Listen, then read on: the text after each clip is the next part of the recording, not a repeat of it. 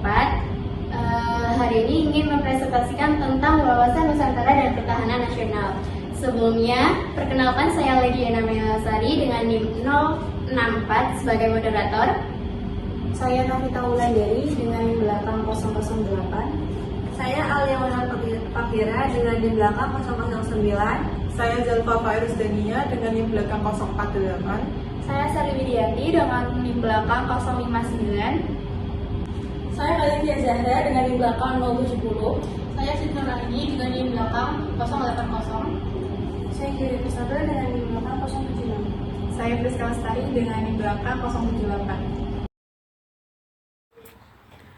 Nah, dimulai dari wawasan Nusantara. Nah, wawasan Nusantara sebagai wawasan nasional Indonesia merupakan cara pandang bangsa Indonesia untuk menyamakan persepsi, visi, dan motivasi dalam rangka menjamin persatuan dan kesatuan serta kepentingan nasional dalam rangka pencapaian cita-cita nasional Indonesia yang merdeka, bersatu, berdaulat, adil, dan makmur. Wawasan Nusantara menerangkan batas wilayah yang menjelaskan dan mengajarkan agar cara pandang warga negara tidak melampaui batas. Selanjutnya, tujuan wawasan Nusantara. Yang pertama, membangun kesadaran nasional yang kuat dan rasa persatuan yang tinggi di antara seluruh warga negara Indonesia. Yang kedua, menjaga integritas wilayah Indonesia dan memperkuat posisi Indonesia di mata dunia sebagai negara maritim yang kaya akan kekayaan alam dan budaya. Selanjutnya itu ada asas wawasan Nusantara. Yang pertama ada asas solidaritas. Adanya rasa setia kawan, mau memberi dan berkorban demi orang lain tanpa meninggalkan karakter budayanya. Yang kedua ada asas kejujuran, yaitu adanya keberanian berpikir, berkata, dan bertindak sesuai realita. Yang ketiga ada asas kesamaan tujuan, yaitu bangsa Indonesia memiliki kepentingan yang sama demi tercapainya kesejahteraan. Yang keempat ada asas keadilan, yaitu asas yang menyatakan bahwa adanya kesesuaian pembagian hasil dengan adil. Yang kelima ada asas kerjasama, yaitu adanya koordinasi dan saling pengertian yang didasarkan atas kesetaraan. Di sini saya akan menjelaskan mengenai karakteristik wawasan Nusantara. Nusantara berarti kepulauan Indonesia yang terdiri dari dua benua, yaitu benua Asia dan benua Australia, dan di antara dua samudra, yaitu Samudra Pasifik dan Samudra Indonesia yang terdiri dari 17.508 pulau besar maupun kecil. Jumlah pulau yang sudah memiliki nama yaitu sebesar 6.044 buah. Nah, kepulauan di Indonesia terletak pada batas otonomi sebagai berikut. Utara yaitu sebesar 6 derajat 8 menit lintang utara, selatan sebesar 11 derajat 15 menit lintang selatan, barat sebesar 94 derajat 45 menit bujur barat, timur sebesar 141 derajat 5 menit bujur timur. Jarak antara utara selatan sekitar 1888 kemerdekaan, sedangkan jarak barat sampai timur sekitar 5110 kemerdekaan. Luas wilayah Indonesia seluruhnya adalah 5.193.250 km persegi yang terdiri dari daratan dan perairan. Daratan itu sendiri seluas 2.027.087 km persegi dan perairan seluas 3.166.163 km persegi. Batas wilayah negara Indonesia adalah batas-batas yang menentukan ruang lingkup wilayah Indonesia sebagai negara kepulauan yang terdiri dari daratan, laut, dan udara. Batas wilayah daratan adalah garis pangkal yang menghubungkan titik-titik terluar dari pulau-pulau terluar Indonesia. Di bagian utara, Indonesia berbatasan langsung dengan Malaysia, Singapura, Thailand, Filipina, dan Laut Cina Selatan. Di bagian selatan, Indonesia berbatasan langsung dengan Timor Leste, Australia, dan Samudra Hindia. Di bagian barat, Indonesia berbatasan langsung dengan Samudra Hindia, dan di bagian timur, Indonesia berbatasan langsung dengan Papua Nugini dan Samudra Pasifik. Batas wilayah laut adalah garis imajiner yang sejajar dengan garis pangkal dan berjarak 12 mil laut dari garis pangkal. Bagian utara, batas wilayah Indonesia dengan perairan Samudra Hindia dan Laut Cina Selatan. Bagian selatan, batas wilayah Indonesia dengan perairan Samudra Hindia. Di bagian timur, batas wilayah Indonesia dengan perairan Samudra Pasifik dan Papua Nugini, dan di bagian barat, batas wilayah Indonesia tidak langsung dengan perairan, tetapi berbatasan dengan garis pangkal laut teritorial. Selain itu, Indonesia memiliki batas laut teritorial yang diukur dari garis pangkal laut teritorial sepanjang 12 mil laut, atau 22.224 km. Batas ini mengacu pada Konvensi Hukum Laut Internasional tahun 1982. Dalam batas laut teritorial, Indonesia memiliki kedaulatan mutlak atas wilayah laut, dasar laut, subsoil, dan udara yang berada di dalam wilayahnya. Selain itu, Indonesia juga berkewajiban untuk menjamin hak lintas damai, baik melalui alur kepulauan maupun tradisional untuk pelayaran internasional. Batas wilayah udara. Batas wilayah udara adalah ruang udara di atas batas wilayah daratan dan laut yang mencakup lapisan-lapisan atmosfer bumi. Batas wilayah Indonesia dengan udara mengikuti batas kedaulatan negara di darat dan di laut. Secara astronomis, Indonesia terletak pada 6 derajat lintang utara sampai 11 derajat lintang selatan dan 95 derajat bujur timur sampai 141 derajat bujur timur.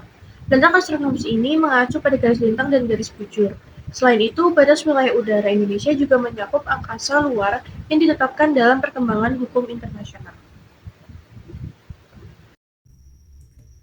Baik, selanjutnya di sini saya akan menjelaskan tentang landasan dasar wawasan Nusantara. Landasan dasar wawasan Nusantara adalah prinsip-prinsip yang menjadi dasar dalam mewujudkan wawasan Nusantara. Wawasan Nusantara adalah cara pandang bangsa Indonesia mengenai diri dan lingkungannya yang beragam dan strategis dengan mengutamakan persatuan dan kesatuan bangsa serta wilayah dalam kehidupan bermasyarakat, berbangsa, dan bernegara. Landasan wawasan Nusantara adalah konsep strategis yang mendasari pandangan geopolitik Indonesia. Ide ini mencakup pemikiran tentang kedaulatan, keamanan, dan kesejahteraan bangsa Indonesia dalam konteks geografisnya yang luas, yang terdiri dari ribuan pulau dan laut yang membentang di antara dua samudra, yakni Samudra Hindia dan Samudra Pasifik. Nah, landasan wawasan Nusantara ada dua. Yang pertama, landasan ideal. Landasan ideal dari wawasan Nusantara adalah konsep filosofis atau ideologis yang menjadi dasar dari pandangan geopolitik di Indonesia terhadap dirinya sendiri dan lingkungan sekitarnya. Landasan ideal dari wawasan Nusantara ini yakni Pancasila, yang mana sebagai dasar negara Indonesia. Pancasila mencerminkan nilai-nilai keseimbangan, keserasian, keselarasan, persatuan dan kesatuan, kekeluargaan, kebersamaan, serta kearifan dalam membina kehidupan nasional. Nah, yang kedua adalah landasan konstitusional. Landasan konstitusional dari wawasan Nusantara merujuk pada prinsip-prinsip yang dinyatakan dalam Konstitusi Indonesia, yakni Undang-Undang Dasar 1945 sebagai Konstitusi Negara Indonesia. Undang-Undang Dasar 1945 ini mengandung prinsip-prinsip yang menggarisbawahi pentingnya memelihara persatuan, kesatuan, dan menjaga wilayah Indonesia sebagai negara kepulauan. Nah, dari kedua landasan tadi, baik ideal maupun konstitusional, berperan dalam membentuk pandangan strategis Indonesia terhadap kebijakan dalam negeri maupun luar negeri, khususnya dalam konteks keamanan, pertahanan, perekonomian, dan diplomasi di kawasan Nusantara dan dunia. Materi yang selanjutnya yaitu pertahanan nasional. Apa itu pertahanan nasional? Pertahanan nasional adalah strategi yang dirancang oleh suatu negara untuk melindungi kedaulatan, integritas wilayah, keamanan, dan kepentingan nasionalnya dari berbagai ancaman dan bahaya, baik yang datang dari dalam negeri maupun dari luar negeri. Ini mencakup berbagai aspek yang digunakan untuk menjaga kestabilan dan keberlanjutan negara. Tujuan utama dari pertahanan nasional yaitu melindungi kedaulatan dan wilayah, menjaga keamanan dan stabilitas, dan yang terakhir mempertahankan perdamaian. Selanjutnya, untuk komponen kekuatan dan pertahanan negara dibagi menjadi 3, yaitu komponen utama, komponen cadangan, dan komponen pendukung. Yang pertama, komponen utama. Komponen utama dalam sistem pertahanan rakyat adalah TNI atau Tentara Nasional Indonesia yang didukung oleh komponen cadangan dan komponen pendukung. Yang kedua, komponen cadangan terdiri atas warga negara, sumber daya alam, sumber daya buatan, dan sarana nasional yang telah disiapkan untuk dikerahkan melalui mobilisasi guna memperbesar dan memperkuat komponen utama. Dan yang terakhir adalah komponen pendukung, yang berfungsi dapat meningkatkan kekuatan dan kemampuan komponen utama dan komponen cadangan. Selanjutnya ada ancaman pertahanan nasional. Ancaman pertahanan nasional dapat berupa ancaman militer, non-militer, dalam negeri, dan luar negeri. Yang pertama adalah ancaman militer. Ancaman militer dapat berupa serangan militer asing, konflik perbatasan, dan terorisme internasional. Dan yang kedua ada ancaman non-militer. Ancaman non-militer dapat berupa serangan cyber, ancaman ekonomi, ancaman pemberontakan, dan ketidakstabilan sosial. Yang ketiga ada ancaman dalam negeri.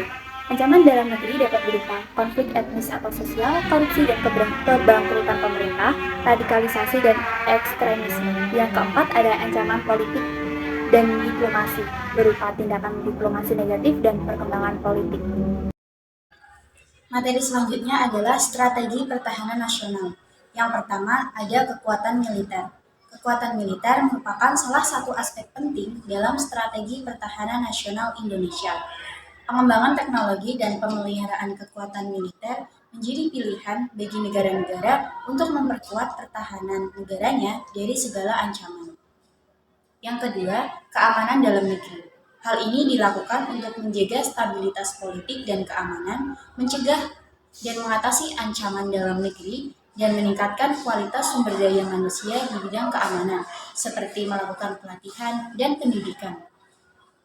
Selanjutnya yang ketiga ada diplomasi.